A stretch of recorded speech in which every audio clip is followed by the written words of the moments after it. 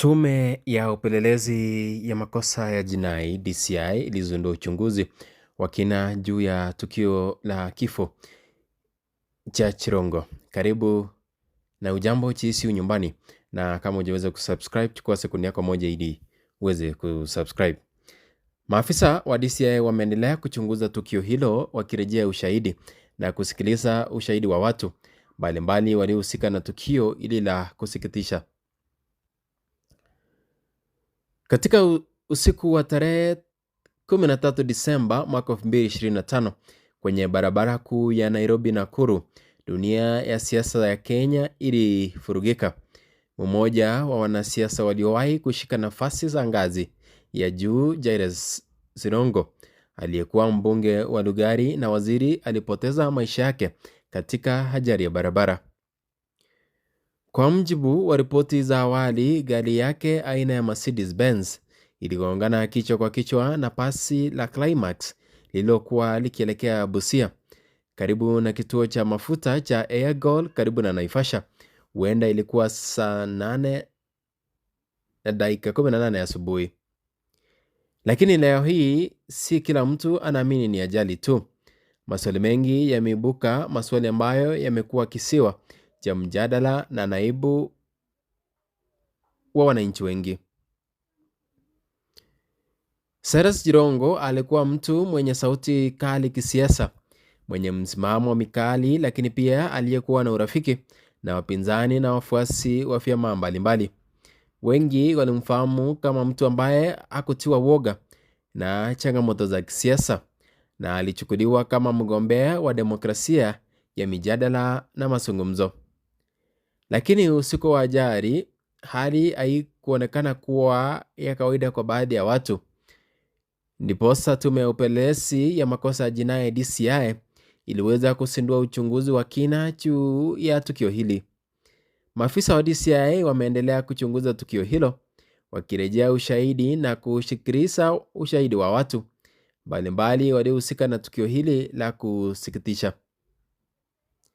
Hadi tarehe 21 Januari mwaka 2026, jumla ya watu 28 wameulizwa maswali na DCI kuhusu ajali hiyo, wakiwemo mashuhuda, marafiki, watu waliohudhuria katika maeneo yaliyotangulia tukio hilo na hata viongozi wakuu wa kisiasa. Miongoni wao ni spika wa bunge Moses Wetangula, marafiki wa karibu wa Jirongo, mwanamke aliyekuwa na Jirongo karibu na tukio hilo, dereva na kondakta wa besi, watu waliokuwepo kwenye kituo cha mafuta Air Gold, wageni wa mkaa waliokutana kabla ya tukio. Spika Moses Wetangula ndiye mmoja wa wale waliokuwa kwa karibu sana na Jirongo kabla ya ajali. Mbele ya uchunguzi, alieleza kwamba walikutana pamoja na Jirongo siku moja kabla ya tukio kwenye mkahawa wa Oasis usiku wa tarehe 22 Disemba mwaka 2025. Walizungumza kwa karibu saa moja kati ya saa 2:30 jioni hadi saa 3:30 jioni kabla ya Wetangula kwenda kulala, na Jirongo akabaki mpaka karibu saa 5 jioni kabla ya kuendelea na safari yake. Hata hivyo, matukio yaliyoenda kwa mujibu wa ushahidi wa DCI, lakini swali lililobaki ni hili: kwa nini Jirongo alihamia eneo lililokuwa hatari kwa usiku wa machweo hii? Je, kulikuwa na sababu zaidi ya safari ya kawaida? Kwa wengi, hii imeendelea kuwa chanzo cha tetesi na mjadala, kwa vile bado uchunguzi haujakamilika. DCI imejaribu kusitiri ushahidi wote na kuwarai wananchi wasitekeleze maoni yasiyokuwa na kieleweke, huku ikiendelea kwa uchunguzi wa kina. Wamesema kwamba tayari walikusanya matokeo ya uchunguzi wa trafiki, ushahidi wa CCTV kutoka kituo cha mafuta, maelezo ya mashuhuda, na wataalamu wa uchunguzi wa kisayansi wanafanya uchambuzi wa kina kabla ya kutoa ripoti kamili. Wakati DCI inaendelea na uchunguzi wake, familia ya Jirongo na taifa kwa ujumla wanahitaji ukweli, si tu kuhusu jinsi alivyopoteza maisha yake, bali sababu zilizo nyuma ya tukio hili la kusikitisha.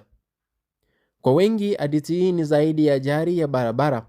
Ni safari ya kutafuta ukweli, siri kubwa ambayo inaendelea kukunja roho, kukata hamu ya wananchi na kuibua maswali yasiyo na majibu kamili hadi wa leo. Uchunguzi bado unaendelea na wachunguzi wanaendelea kuchunguza kila kiini cha tukio hili. Mwamuzi wa mwisho bado uko mikononi mwa tume ya uchunguzi na mkurugenzi wa mashtaka ya umma DPP. Lakini hadithi ya Jirongo inabaki kuwa somo la uchunguzi, mgogoro wa uzito wa kisiasa na safari ya kutafuta ukweli katika giza la usiku. When I die, I want you to make sure that my coffin to the grave is carried only by doctors. Number 2, when I die, all the gold, all the diamonds, all the emeralds I own, you must spread them on the path to the grave for people to walk on.